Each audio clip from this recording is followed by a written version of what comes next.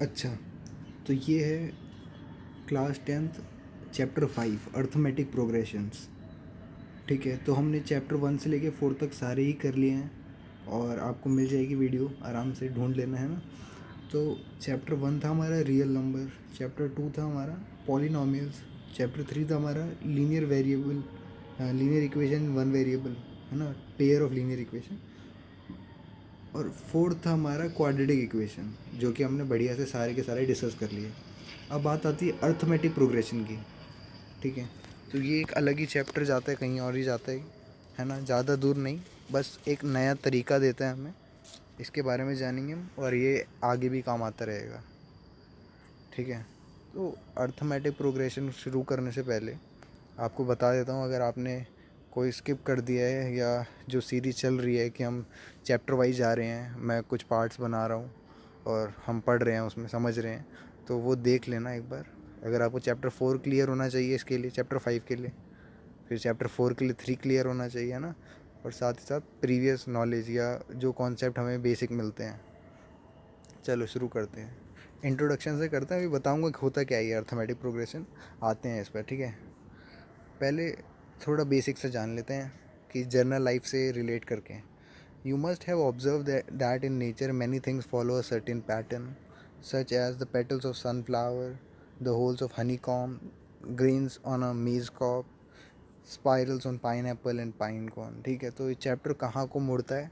शुरुआत होती है इस चैप्टर की हमारे फूल की पंखुड़ियों से, भुट्टो के दाने से और मधुमक्खी के छत्ते से, ऐसी चीज़ों से जहाँ पे हमें कुछ पैटर्न नज़र आता है, एक के बाद एक चीज़ हो रही होती है ना। पंखुड़ियाँ भी देखो किस वे में लगी होती हैं, सनफ्लावर की देखना, और ऐसी चीज़ों से जहाँ पे कुछ ना कुछ पैटर्न बन रहा होता है। ठीक है, we have look some pattern which occur in day to day life, some example are.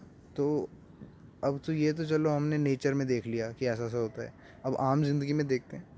जैसे Reena applied for a job and got selected. अच्छा देखो, मेरा ये बताने का मतलब रीज़न क्या है, तुम्हारे पेपर में जो क्वेश्चन आते हैं वो हर बार बुक के एग्जैक्ट क्वेश्चन नहीं होंगे, वो बीच में से भी हो सकते हैं। सोचो अगर रीना वाले ही सवाल आ जाए तुम्हारे में, होता नहीं है एनसीईआरटी में क्या होता है, ऊपर समझा देते हैं फिर नीचे लिख देते हैं कि इसका जवाब बताओ, फिर क्वेश्चन में ही पूछ लेते हैं, वरना यहाँ से भी क्वेश्चन बन सकता है।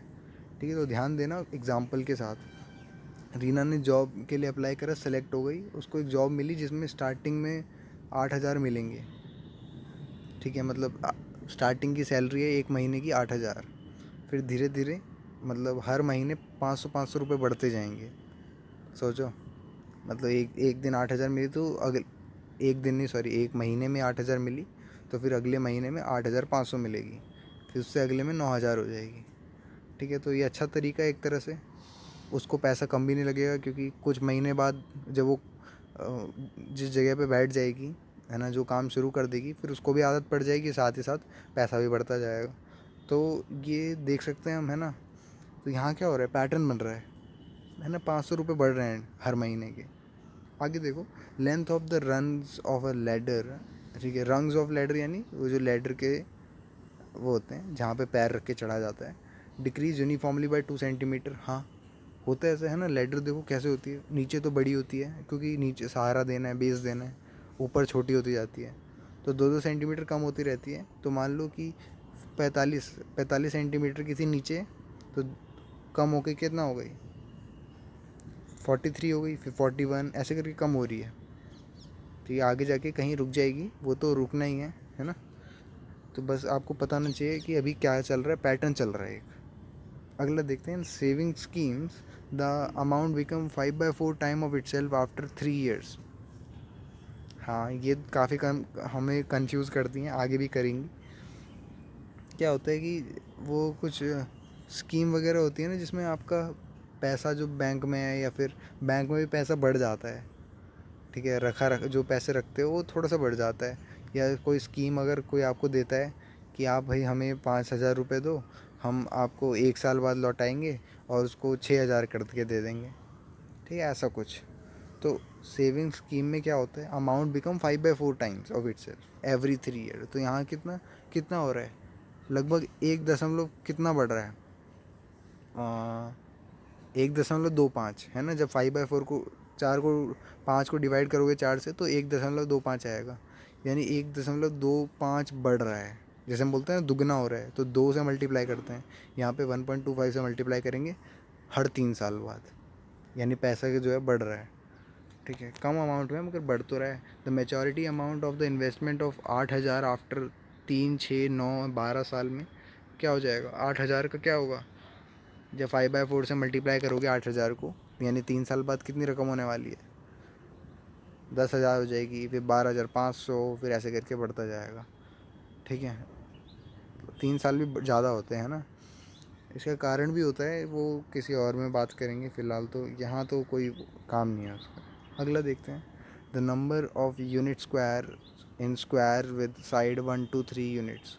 तो देखो है ना कैसे बढ़ रहा है, पहले साइड मान लो उसकी 1 सेंटीमीटर है, फिर बढ़ा दिया तुरंत, फिर 2 कर दिया, 2 कर दिए डब्बे, यानी 4 हो गए, फिर 9 हो गए, तो क्या हो रहा है, स्क्वायर हो रहा है, 1 का स्क्वायर 2 का स्क्वायर, है ना। अगला देखो, एग्जाम्पल देख रहे हो, कुछ कुछ समझ में आ रहा है, एक पैटर्न नज़र आ रहा है हमें। और देखते हैं, Shakeela put 100 rupees into her daughter's money box when she was 1 year old and increase the amount 50 रुपये every year। ठीक है, the amount money in the box on first second third birthday were. हाँ, तो शकीला ने क्या करा, अपने बेटी के जन्मदिन पर एक उसको गुल्लक दिया और गुल्लक में 100 रुपये डाल दिए, और हर हर साल 50-50 रुपये डालती रहती थी। ठीक है, तो गुल्लक में बढ़ता कैसा पैसा, 100, फिर 150, फिर 200, है ना, ऐसा करके बढ़ेगा। द पेयर, अगला देखो, ये वाला समझ में पैटर्न फिर नज़र आया। और ऐसे क्वेश्चन आ सकते हैं, अभी तो तुम्हें सिर्फ दिखा रहे हैं, इसके क्वेश्चन भी बनते हैं। ठीक है, वो हम सीखेंगे धीरे धीरे। A pair of rabbit are too young to produce their first month, in the second and every subsequent month they produce a new pair.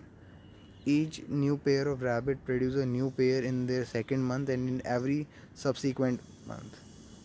ठीक है, तो होता क्या है कि यहाँ पे क्या है, वो हो रहा है, रैबिट्स के बीच में रिप्रोडक्शन हो रहा है, तो नए चाइल्ड बॉर्न हो रहे हैं ना, नए रैबिट क्रिएट हो रहे हैं, एक तरह से बोल सकते हैं।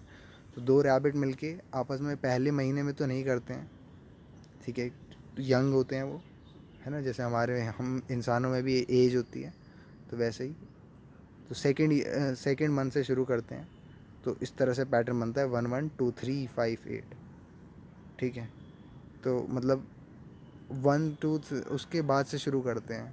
ठीक है, अभी तो फ़िलहाल एग्जांपल है, इसमें कोई दिमाग लगाने की ज़रूरत नहीं है, बस पैटर्न देखो किस तरह से होता है। इसका एक ग्राफ भी होता है, हाँ ये देखो, इसी को ढूंढ रहा था, ये देखो ऐसे होता है। ये मुझे यकीन नहीं था यहाँ पे होगा, कोई बात नहीं, अब ज़्यादा समझ में आएगा। ये 2 हैं, 2 रैबिट दिख रहे हैं आपको। अब ये फर्स्ट मंथ में तो कुछ नहीं, फर्स्ट मंथ पे देखो शुरू करा है इन्होंने, सेकेंड मंथ पे क्या हुआ, 2 आ गए, फिर 2 क्रिएट हुए, अब इन 2 से और 2 आ रहे हैं। समझ रहे हो क्या क्या, और मतलब एक तरह से पॉपुलेशन इंक्रीज़ हो रही है रैबिट्स की, है ना, यानी जो नए रैबिट बर्थ हो रहे हैं जिनका, उनकी पॉपुलेशन इंक्रीज़ कर रहे हैं। और 8वें दिन कितने मतलब 8 8 हो गए, है ना, जैसे ही महीने बढ़ते गए, तो इस तरह से करते हैं। अगला देखते हैं, in the above example you observe some pattern. तो ये सारे एग्जांपल्स में हमने क्या देखा, एक पैटर्न था। In some we find that the succeeding term obtained by adding fix number. ठीक है, किसी में तो क्या था, एक फिक्स नंबर ऐड हो रहा था। In other by multiplying with the fix number, किसी में मल्टीप्लाई करना पड़ रहा था फिक्स नंबर को। और किसी में तो भाई स्क्वायर था, जैसे वो था ना 1 स्क्वायर 2 स्क्वायर, उसमें तो कोई फिक्स नंबर मल्टीप्लाई ऐड या मल्टीप्लाई नहीं हो रहा, तो वो भी ऐसे केस भी होते हैं। In this chapter, we shall discuss one of these patterns in which succeeding term are obtained by adding a fixed number to the preceding term। तो इस चैप्टर में हम क्या देखने वाले हैं कि जो पिछली वाली टर्म है ना, उसमें कुछ नंबर ऐड करके नई टर्म बनेगी।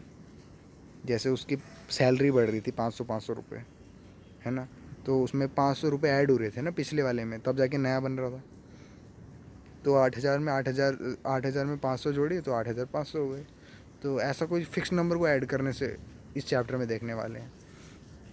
ठीक है, we shall also see how to find the nth term and sum of n consecutive terms and use this knowledge in solving some daily life problems. ठीक है, इस नॉलेज को डेली लाइफ प्रॉब्लम को solve करने में लगाएंगे, वो तो तुम देख ही लोगे। ठीक है, अर्थमेटिक प्रोग्रेशन की बात करते हैं, होता क्या है ये, पहले तो ये नंबर देखो, 1 2 3 4 100 70 40 10 -3 -2 है ना, ये सब देख रहे हो, 3 3 3 3। तो इन नंबर का मतलब इस लिस्ट में हर एक नंबर को क्या बोलते हैं, टर्म बोलते हैं, है ना। ब्लैक कलर का बोल्ड कर रखा है इन्होंने, तो टर्म बोलते हैं हर एक नंबर को। जैसे 2 क्या है, इसमें एक टर्म है। आगे बढ़ते हैं, given a term can you right the next term in the list, बिल्कुल लिख सकते हैं, है ना। अब बताओ 1 2 3 4 के बाद क्या आएगा, 5 आ जाएगा। लो, मेरे को कैसे पता चल गया, मतलब पता चल सकता है कि क्या लिख रहे हैं, है ना। आगे क्या बोल रहे हैं, perhaps the following pattern are और rules, let us observe and write the rules. पहले वाले में क्या है, हर एक में 1 1 से बढ़ रहा है, दूसरे वाले में 30 से कम कम हो रहा है ना। देखो ना, 30 से कम हो रहा है, 100 में 30 घटाया 70 हो गया। अगले वाले में each term is obtained by adding 1 to the preceding term, है ना। एक एक जोड़ा जा रहा है, -3 में 1 जोड़ा, -2 हो गया। उससे अगले वाले में कुछ जोड़ ही नहीं रहे, यानी 0 जोड़ रहे हैं, पिछली वाली टर्म में 0 जोड़ दो। अगला देखते हैं, 5वां कह रहे हैं each term is obtained by adding -0.5, सही कह रहे हैं, या सब्ट्रैक्ट कर दो 0.5। तरीका होता है बोलने का, मैं ऐसे बोलते हैं ना मेरे को, जैसे मान लो तुम्हें अपने दोस्त से 50 रुपये चाहिए, तो तुम क्या बोलोगे कि भाई 50 रुपये दे दे मेरे को, या तुम ऐसे बोल दो कि मैं तेरे को -50 रुपये दूंगा। समझ रहे हो, मतलब हम एक तरह से हो गया कि उसी से पैसे मांग रहे हैं, है ना। तो ऐसा ही है कि ऐड करना -0.5 को मतलब होता है सब्ट्रैक्ट करना 0.5 को। अगर कन्फ्यूज़न हो गई तो कोई बात नहीं, स्किप कर दो। तो in all the list above we can see succeeding term are obtained by adding a fix number of preceding term, है ना। तो एक प्रीसीडिंग टर्म के साथ एक फिक्स नंबर को ऐड करा तब बना। तो such list of number is said to be arithmetic progression. ठीक है, ये था हमारे चैप्टर का नाम, और इस लिस्ट को कहते हैं हम अर्थमेटिक प्रोग्रेशन, जिसमें एक फिक्स नंबर ऐड करने पड़ता है प्रीसीडिंग टर्म को सक्सीडिंग बनाने के लिए। प्रीसीडिंग यानी पीछे, सक्सीडिंग यानी आगे, ठीक है। तो so an arithmetic progression is a list of number in which each term is obtained by adding a fix number of, ठीक है, मैंने बोल दिया यार ये, ठीक है। इन्होंने ये बस अपनी भाषा में इंग्लिश में लिख रखा है इन्होंने, तुम्हें भी पता होना चाहिए कि टर्म क्या बोल रहा है। आगे देखते हैं, this fix number is called common difference, और इस नंबर को क्या बोलते हैं, कॉमन डिफरेंस। तुम ध्यान में रखना, टर्म क्या होता है, एपी क्या होता है, कॉमन डिफरेंस क्या होता है, ठीक है। और remember that it can be positive, negative और ज़ीरो, ये कुछ भी हो सकता है, कॉमन डिफरेंस कुछ भी हो सकता है, ठीक है, positive negative zero. Let us denote the first term of A P by A1, second term A2, ठीक है। मान लेते हैं A1 A2 है, तो ए पी क्या हो जाए, कॉमन डिफरेंस डी होता है, तो ए पी क्या हो जाएगी हमारी, A1 A2 A3 ऐसे चलेगा, डॉट डॉट डॉट मतलब आगे तक एकदम। और कॉमन डिफरेंस क्या होता है, दो टर्म्स में अंतर, दो कॉन्जिक्यूटिव टर्म्स में अंतर। कॉन्जिक्यूटिव मतलब आगे पीछे वाली, और उन दोनों के बीच में अंतर, ठीक है। तो यहाँ A2 - A1 हो जाएगा, जो कि कॉमन डिफरेंस होगा, और कॉमन डिफरेंस तो सब में सेम होता है ना। ऐसा कुछ है, 8,000 रुपये सैलरी थी उसकी, 500 रुपये जोड़ा, है ना। तो हम ऐसे कह सकते हो कि 8,500 में से 8,000 घटाया तो कितना आ गया, 500 आ गया। फिर आगे जाके ऐसे ही 9,000 में से 8,500 हटाया, फिर भी 500 आया। तो वही चीज़ हो रही है ये, ठीक है। मैंने अगर जल्दी बोल दिया, तुम दिमाग में ला नहीं पाए वो वाला एग्जांपल सैलरी वाला, तो फिर कोई बात नहीं, स्किप कर दो इसको, या फिर एक बार रिवाइंड करके दोबारा सुन लो।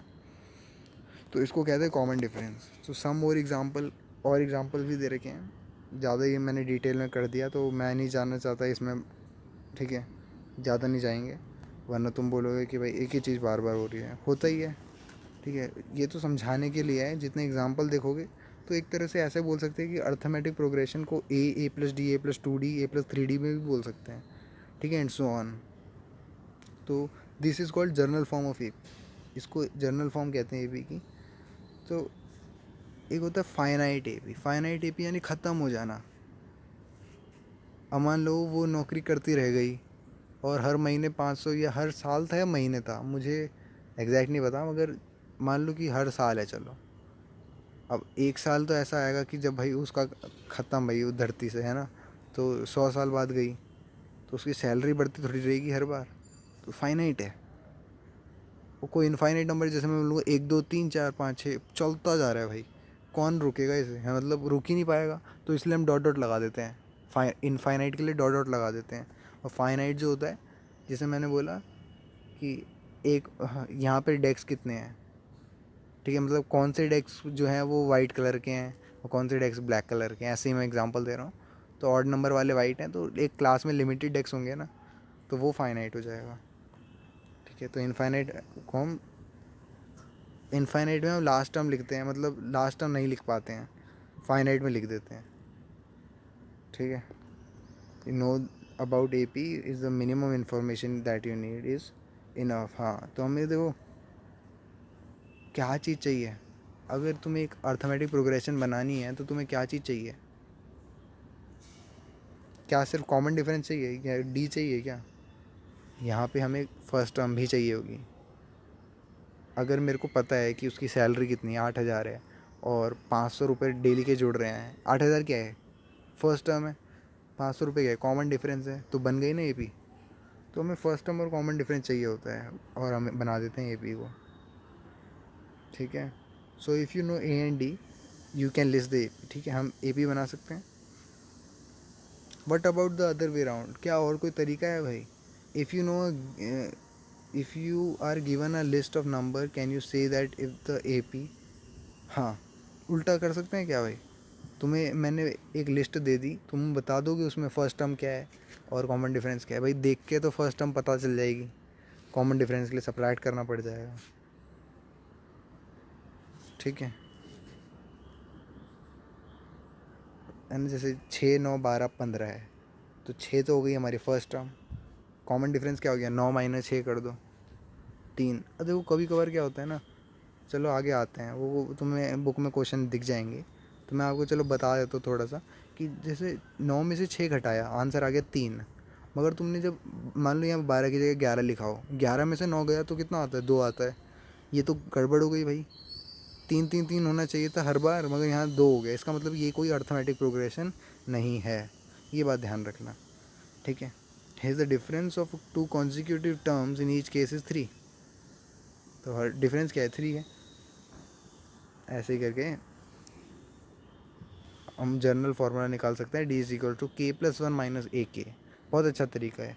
मान लो के ज़ीरो होगा तो ए 1 माइनस ए ज़ीरो हो जाएगा। ऐसा डरो मत कि के वे कहाँ से आ गया, बस ये आगे पीछे के कॉन्जिक्यूटिव नंबर्स हैं, ठीक है। और क्या है इसमें,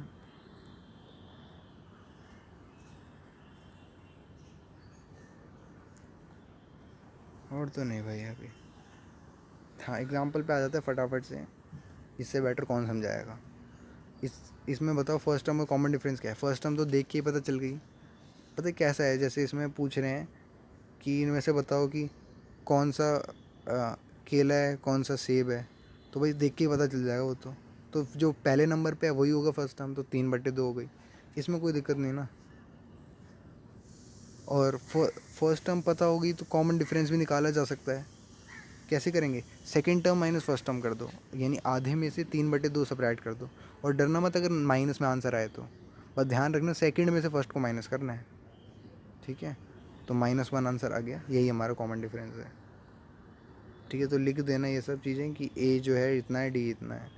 आगे पूछ रहे हैं कि क्या ये ए पी है, यही मैं पूछ रहा था आपसे, ठीक है। आपको चेक करना पड़ेगा मैनुअली कि भाई क्या ये ए पी है। मान लो कि अगर उसके अचानक से, मैं वही 8,000 वाला ही दिमाग में चल रहा है मेरे, तो मैं बार बार उसी को बोलूँगा।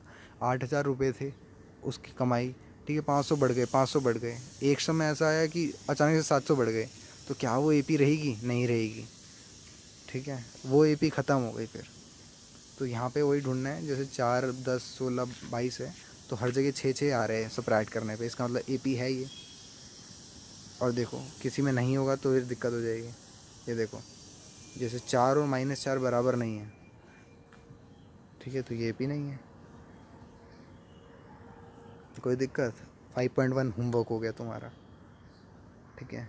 और तुम्हें पता ही है कि बाद में हम डिस्कस करते ही हैं सारे क्वेश्चन, तो जो ना है पूछ लेना या थोड़ा वेट कर लेना, हम करेंगे सीधा आगे डिस्कस, है ना। आगे सारे क्वेश्चन डिस्कस कर लेंगे, जो मेरे को लगेगा कि यहाँ अटक सकते हो उसको समझा भी देंगे। nth term of A P, एक कदम आगे बढ़ते हैं कि nth टर्म होता क्या है भाई। Let us consider a situation again, हाँ, तो देखो इन्होंने भी वही वही सिचुएशन पकड़ ली जो हम तब से बात कर रहे थे, 8,000 और 500 रुपये वाली। तो अगर मैं पूछूं, वो लड़की अगर अनुमान लगाए, वो बोले ठीक है नौकरी तो कर लूँगी 8,000 में, कम बहुत कम पैसे हैं वैसे ही, मगर मैं 5th ईयर में, मतलब 5 साल जब मैं नौकरी कर लूँगी तो मेरी सैलरी कितनी होगी, वो ये पूछे तो अब तुम क्या 5 साल का निकाल के देखोगे, है ना? एक पल का तो कर भी सकते हैं चलो, मगर अगर वो बोलेगी 500 साल बाद, क्या 500 साल ज़्यादा हो गया, 50 साल बाद कितनी होगी, है ना? तब कैसे करेंगे हम, इतना सारे नंबर लिखेंगे नहीं, शॉर्टकट होता है इसका। ठीक है, तो वो शॉर्टकट है, वही बताने वाले हैं। To answer this let us first see her monthly salary for the 2nd year. तो अच्छा, एनुअल इंक्रीमेंट थी, ठीक है, महीने नहीं था, मैं तुम्हें महीने बोल रहा था ना, तो महीने में तो बहुत ज़्यादा सैलरी हो जाएगी उसकी, एनुअल है यानी हर साल।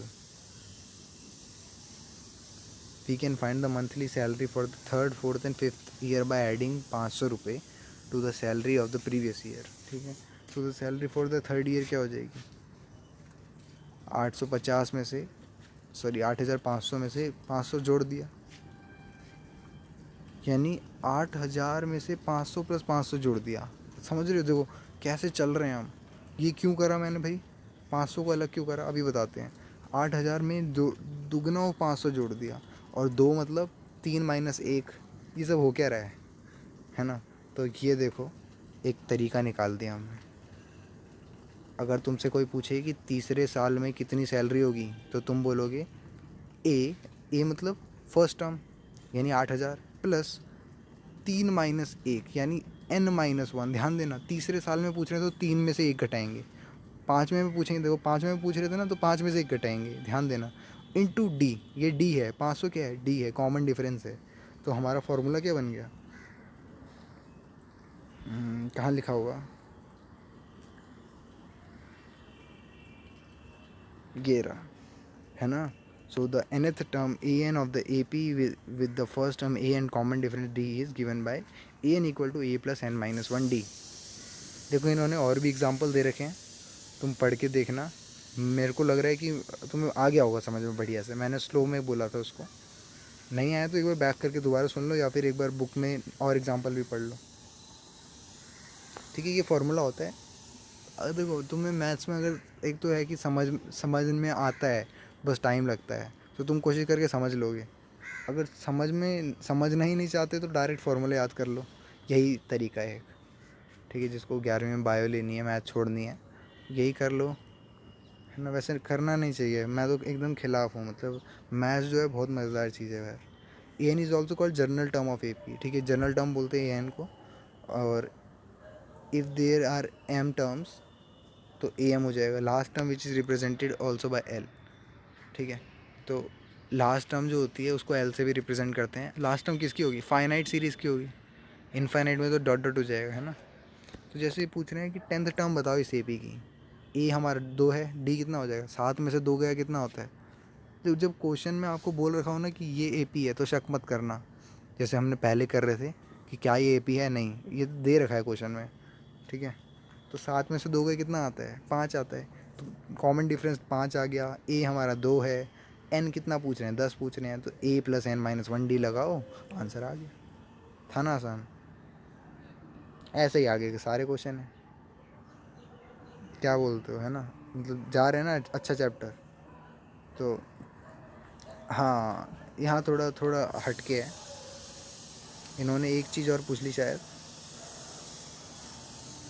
एक तरीका होता है, देखो समझो कि एक चीज़ पूछना कि 5 साल बाद मेरी सैलरी कितनी हो जाएगी, क्या अलग बात है, और एक चीज़ पूछना कि क्या मेरी सैलरी कभी 10,000 हो पाएगी, वो अलग है। तो यहाँ पे वही हुआ, क्या इस एपी में ज़ीरो भी बीच में आता है ना? तो वो कैसे पता लगाएं, इस बार ए एन हमें दे रखा है, समझ रहे हो, और एन निकालना है। अगर एन की वैल्यू आ गई एक नंबर में, जैसे 8 आ रहे हैं यहाँ पे, इसका मतलब 8वीं टर्म होगी। अगर फ्रैक्शन में होती तो उसका मतलब नहीं हो सकता था।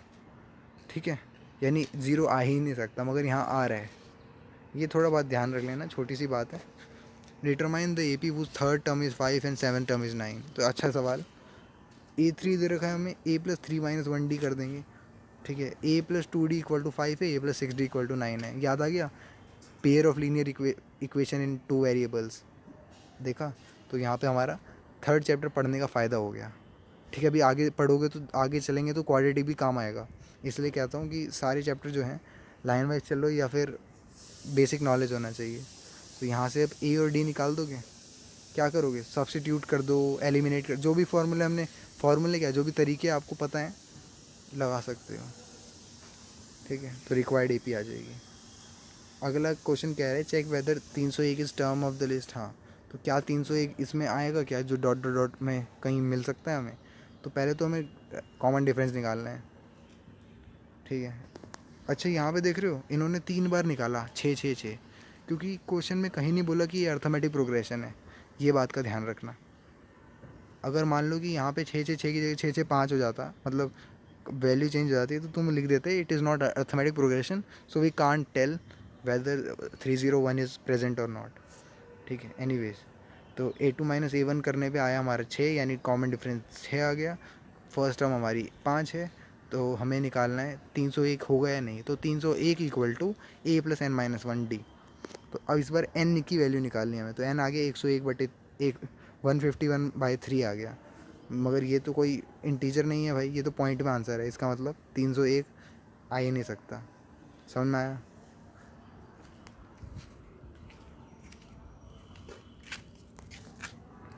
अगला पूछते हैं कि how many 2 digit number are divisible by 3।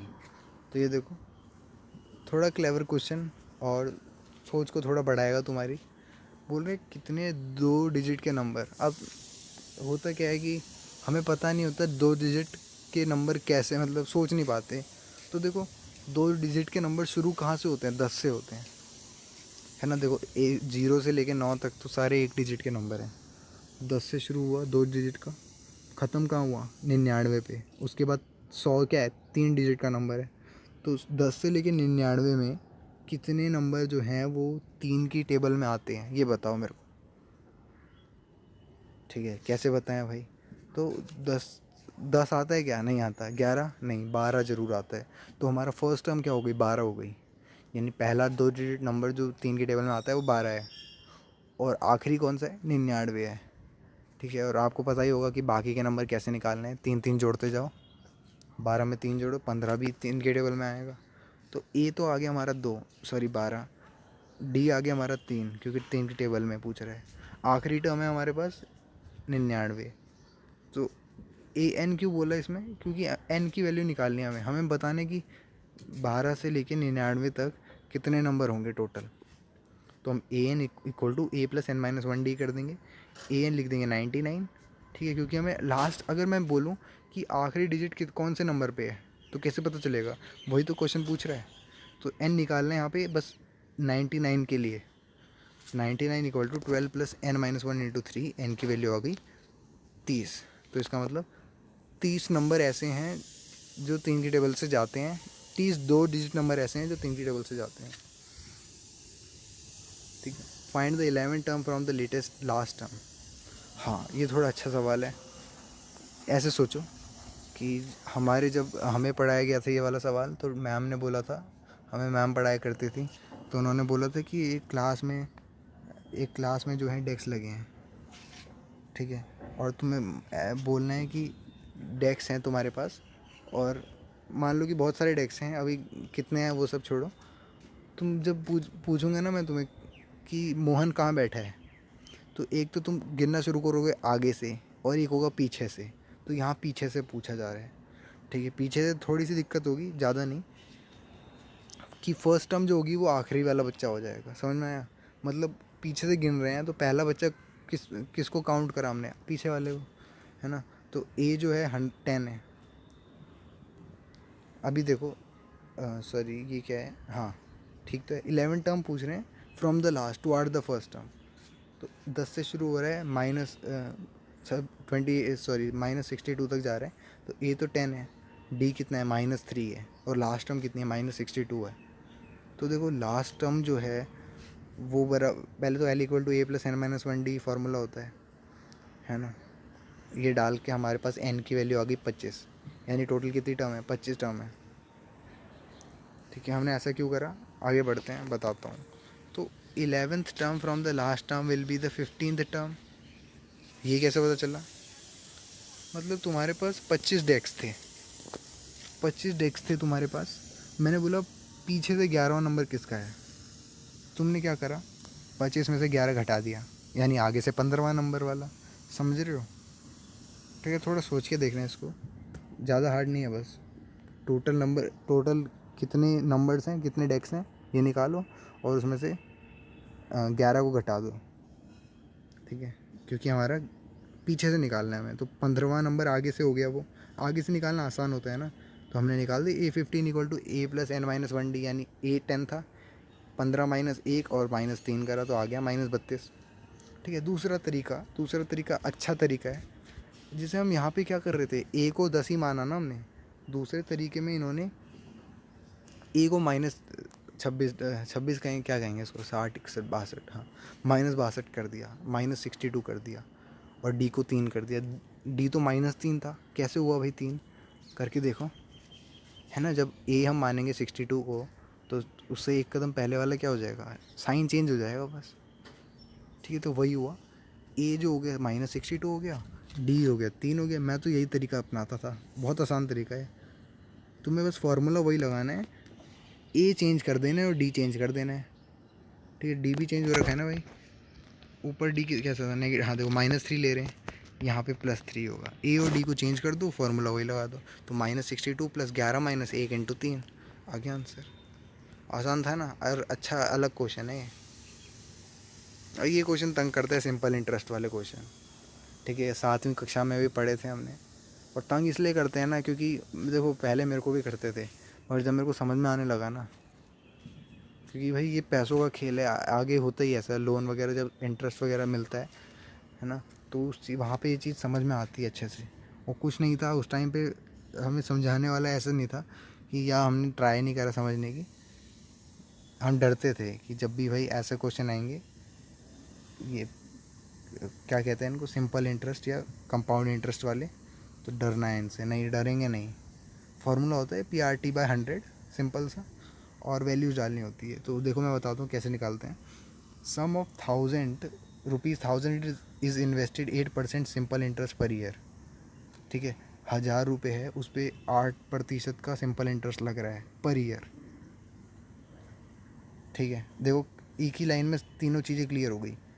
P कितना है, प्रिंसिपल कितना है, 1000 रुपये है, कितना परसेंट का इंटरेस्ट लग रहा है, यानी रेट क्या है, 8% है, तो 8 हो गया रेट।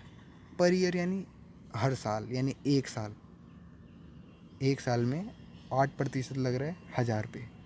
1000 हो गया हमारा P, 8 हो गया हमारा R, 1 हो गया हमारा T। आसान था ना।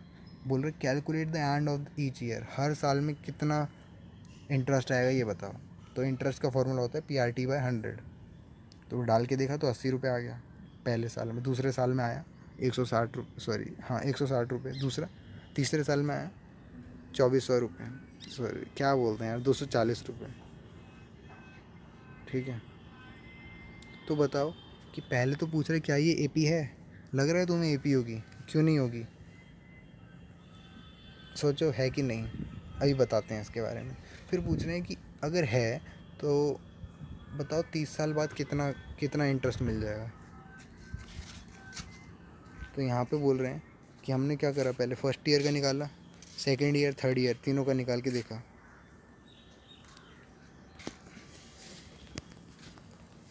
तो डिफरेंस जो आया वो हमारा 80 आया। ठीक है, और A भी हमारा 80 था, A भी देखो 80 आ रहा है ना, कॉमन डिफरेंस भी 80 था, यानी फर्स्ट टर्म और कॉमन डिफरेंस दोनों ही 80 हैं। पूछ रहे 30 साल बाद कितना होगा, तो A30 = A+30 - 1D, है ना। 30 साल बाद पूछ रहे हैं तो n-1 होता है, तो n कितना है, 30 है। आंसर आ गया 2400 रुपये। ठीक है, 2400 बोलते हैं, तो 30 साल बाद उसको 2400 रुपये मिल जाएंगे का इंटरेस्ट मिलेगा, सोचो 1000 रुपये पे। ठीक है, 30 साल भी तो बहुत ज़्यादा होता है। 10वां एग्ज़ाम्पल, कितने एग्ज़ाम्पल रह रहे हैं, चलो आखिरी है, फटाफट से कर लेते हैं। A flower bed there is 32 rose plant in the first row, 21 in the second, 19 in the third and so on. तो वो है किसके, गुलाब के फूल हैं, 23 रखे हैं, 21 रखे हैं, 19 रखे हैं, और ऐसे चल रहा है। 5 रो बनी है। There are 5 rose plant in the last row, how many rose are there in the flower bed. तो एक तरह से रो मतलब क्या होता है, देखो एक कॉलम होती है, एक रो होता है। रो मतलब जो फर्स्ट डेस्क है ना, जो फर्स्ट हमारी क्लास में 4 डेस्क रखे होंगे, वो होती है रो। और जो एक डेस्क का जो पीछे तक जाता है वो होती है कॉलम। तो यहाँ रो की बात हो रही है। तो शुरुआत में 23 रखे हैं और अंत में 5 रखे हैं, है ना। तो ए की वैल्यू तो 23 हो गई क्योंकि फर्स्ट टर्म है। डी कितना हो गया, 21 माइनस 23 यानी -2, यानी घट रहे हैं, ठीक है, धीरे धीरे 2 घट रहे हैं। तो तुम बताओ कि कितने रो बनेंगे, यानी हमें एन पूछ रहा है। जब आखिरी टर्म हमारे पास 5 है तो ए प्लस एन माइनस 1 डी करके हमारा एन कितना आ गया, 10 आ गया, यानी टोटल 10 रो थी। इतनी बात समझ में आती है। बस ये हल्का सा क्वेश्चन था, ये ज़्यादा हार्ड तो था ही नहीं बिल्कुल। तो इससे ऊपर हमने 3 के मल्टीपल वाला क्वेश्चन, सिंपल इंटरेस्ट वाला क्वेश्चन करा, और एक्सरसाइज 5.2 होमवर्क। तो 5.1 और 5.2 तुम्हारे लिए होमवर्क है, और बाकी का चैप्टर हम नेक्स्ट क्लास में करेंगे। चलो।